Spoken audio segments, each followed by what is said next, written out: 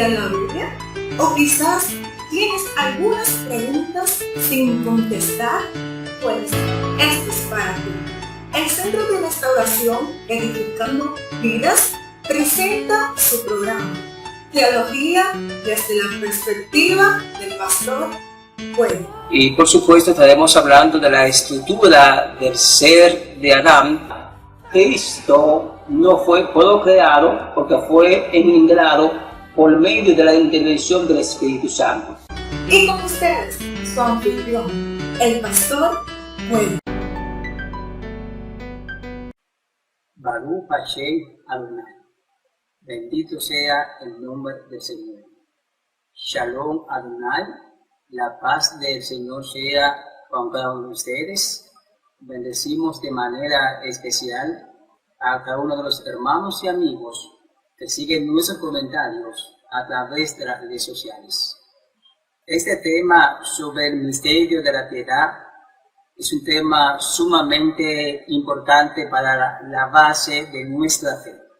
El apóstol Pablo le escribe a Timoteo por el año 64. Este joven se encontraba pastoreando en la iglesia de Éfeso y el apóstol le da una serie de instrucciones en esta carta. Instrucciones que tienen que ver sobre el liderazgo, en este contexto, sobre el obispado, el diaconado, sus responsabilidades, pero hace un señalamiento sumamente importante, porque ya a la altura del capítulo 3, versículo 16, hace un enfoque sobre el misterio de la piedad. Es donde vamos a concentrarnos en este comentario. Por eso el apóstol Pablo le dice a Timoteo, entre otras verdades, acerca del misterio de la piedad. Una verdad que es sumamente importante, una verdad que el apóstol le indica a Timoteo, al usar el término indiscutiblemente, una verdad que está clara. Sin embargo, este término de indiscutiblemente implica la idea que para los sentidos y la inteligencia, esta información está clara, es fácil de digerir. Ahora nos preguntamos a cuáles sentidos y a qué tipo de inteligencia se refiere este término indiscutiblemente. Porque de hecho cuando alguien trata de hacer un enfoque de este misterio, pero solamente dependiendo de los sentidos físicos y de la inteligencia física, independientemente de que sea un tipo de persona que goce del privilegio de tener una inteligencia múltiple, pero dejando de lado la iluminación del Ruach HaKodesh o el Santo Espíritu de Dios, muchas veces sus conclusiones sobre este tema doctrinal son conclusiones erróneas. Conclusiones que en vez de arrojar luz, lo que hacen es que traen confusión. Por eso que Pablo, al hablar de indiscutiblemente, está hablando más allá de los sentidos físicos, está hablando más allá de la inteligencia múltiple. Ahora nos preguntamos a qué tipo de sentido, a qué tipo de inteligencia este término de indiscutiblemente se refiere. Permítame hacer mención de alguien que basándose en sus sentidos y en su inteligencia humana, trató de explicar este misterio de la piedad. Lo que tuvo fue como resultado una falsa doctrina. Me refiero al sacerdote católico y teólogo Sabelio, que para el siglo III, él hizo un enfoque sobre este misterio de la piedad. Él explicaba que tanto el Padre, el Hijo y el Espíritu Santo solamente eran manifestaciones o nombre de Dios, negando así la existencia de las tres personas. Es decir, él enseñaba que en el Antiguo Testamento Dios se manifestó como Jehová o como el Padre, y que en el Nuevo Testamento se manifestó como el Hijo en la obra redentora, y que el día del Pentecostés se manifestó como el Espíritu Santo. A esta doctrina errónea se le conoce como el sabelianismo, de manera que es importante que a la hora de hablar de este misterio de la piedad, aunque usemos como herramienta, por supuesto, los sentidos y la inteligencia humana, pero no podemos dejar de lado la participación, la iluminación del Ruach HaKodesh.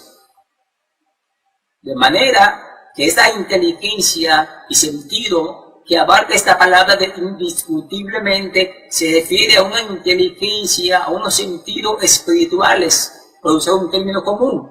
Es decir, se refiere a aquellos sentidos y a aquel tipo de inteligencia donde el espíritu, donde el Ruach HaKodesh interviene, toca esos sentidos, toca ese intelecto, para darle la iluminación en el texto, para que pueda ver con claridad y sin confusión el misterio de la piedad.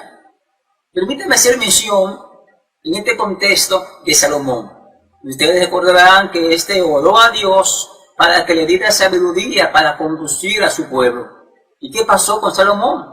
Quisiera recordarle que para el tiempo de Salomón no estaba en operación en ese contexto el don de sabiduría, como se declara en 1 Corintios capítulo 12, cuando habla de los dones espirituales. ¿Qué fue lo que hizo el Ruach HaKodesh en Salomón? Precisamente tocó su intelecto y lo desarrolló de tal forma que este hombre pensaba adelantado a su época. Precisamente es lo que hace el Espíritu Santo en nuestro sentido, en nuestro intelecto, lo agudiza, lo toca, lo desarrolla para que podamos entender con claridad este misterio de la piedad. Pablo sigue diciendo que aparte de que este misterio indiscutiblemente también es grande. Este grande no es un grande simplemente de tamaño, sino de esplendor, de magnificencia. 3, aparte que es grande, Pablo dice que es un misterio. Y esto es interesante, esto de misterio, porque es un misterio. De hecho, la palabra griega para misterio tiene que ver con algo oculto, con algo que no ha sido revelado.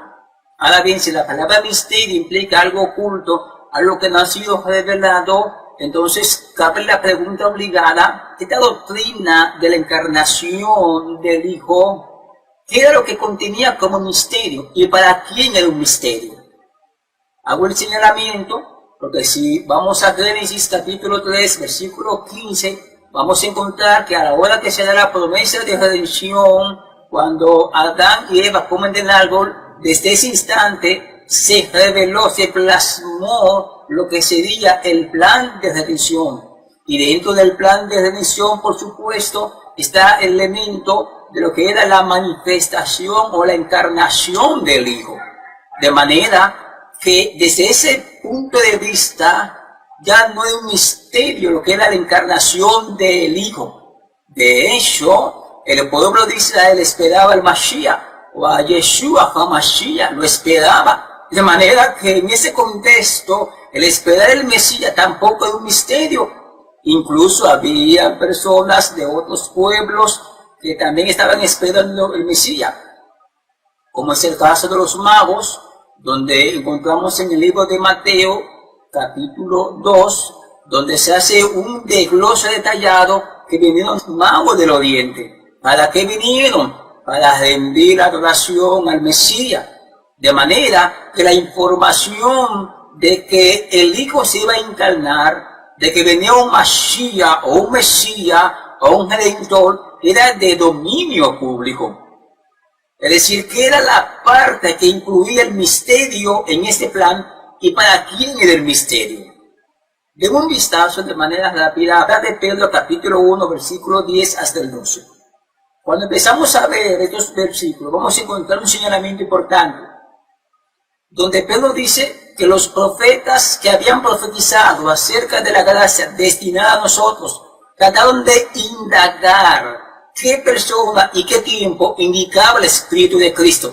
Ahí está el misterio. El misterio era que no sabían quién era la persona y 2, el tiempo de esa encarnación. Adelante, cuando estemos hablando de que Dios se manifestó en carne, vamos a explicar ese punto de la persona. Es decir, no sabían la virgen que Dios iba a elegir. De hecho, ya Isaías había profetizado de que Mashiach venía a través de una virgen, pero no sabían cuál era la virgen, de qué familia venía la virgen.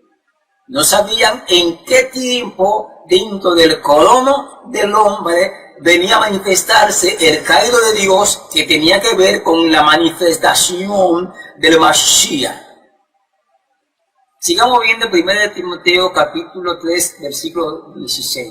Ya vimos lo que era la parte de indiscutiblemente, 2, la parte de que grande, 3, de que es un misterio. Ahora vayamos a lo que Pablo dice, que grande es el misterio de la piedad.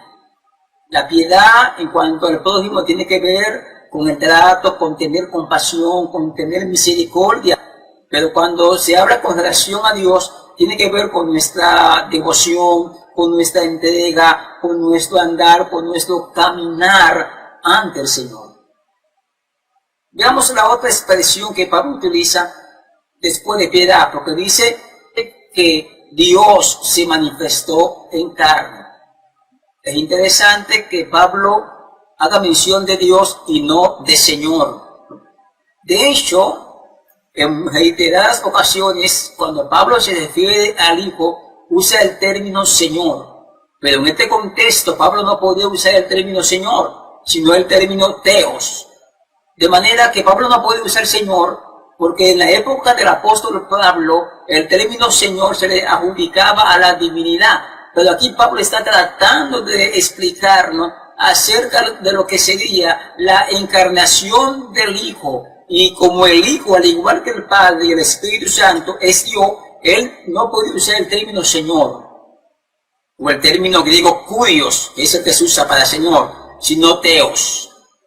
De manera que Pablo dice, Theos se manifestó, pero este Theos no está hablando de la persona del Padre, sino de la persona del Hijo. Incluso hay muchas traducciones que en este contexto no usan la palabra Dios, sino dicen Él, hablando del Hijo. Incluso hay traducciones de corte judía que cuando traducen este versículo hacen mención de Elohim, porque Elohim implica en su contexto hebreo que está hablando, implicando acerca de la doctrina de la Trinidad, ya que el término Elohim está en plural, está hablando del Padre, está hablando del Hijo y del Espíritu Santo. Hay otras traducciones de corte judío que lo traducen como Yeshua HaMashiach en este contexto de 1 Timoteo 3:16. De manera que aquí la parte de Dios está hablando del Hijo.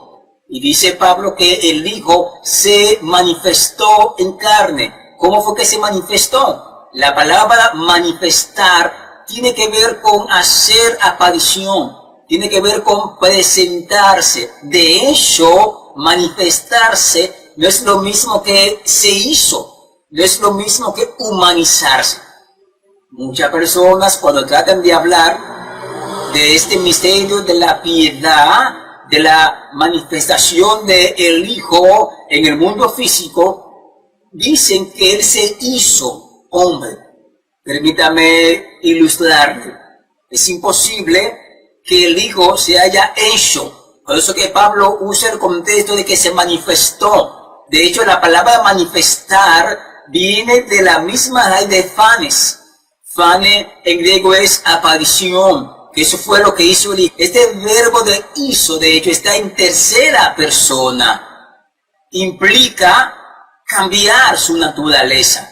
Y sería cuesta arriba entender que el Hijo de Dios cambió su naturaleza divina y la transformó en una naturaleza humana. Que Pablo maneja el concepto de fanero para hablar de manifestar, de que el Hijo hizo una aparición. Y en ese contexto de aparición hablamos de encarnación. No hablamos de que se hizo y mucho menos hablamos de que transformó su naturaleza divina en una naturaleza física. De hecho, de ahí es que viene la idea que algunos establecen que el Hijo se despojó de su naturaleza divina, tomando como referencia Filipenses capítulo 2. Claro que toman Filipenses capítulo 2 fuera de su contexto, pero cuando Pablo dice en Filipenses capítulo 2 que el Hijo se despojó, no está hablando de que el Hijo transformó su naturaleza divina en una naturaleza física, y mucho menos se está refiriendo el apóstol de que el Hijo dejó su naturaleza divina en el tercer cielo. Ahora bien, ¿cómo fue que el Hijo hizo una aparición? cómo fue que se manifestó, cómo fue que se encarnó. Y eso vamos a verlo más adelante. Llegamos a la parte final de su programa. Teología desde la perspectiva del pastor Pueblo. Hasta una próxima entrega.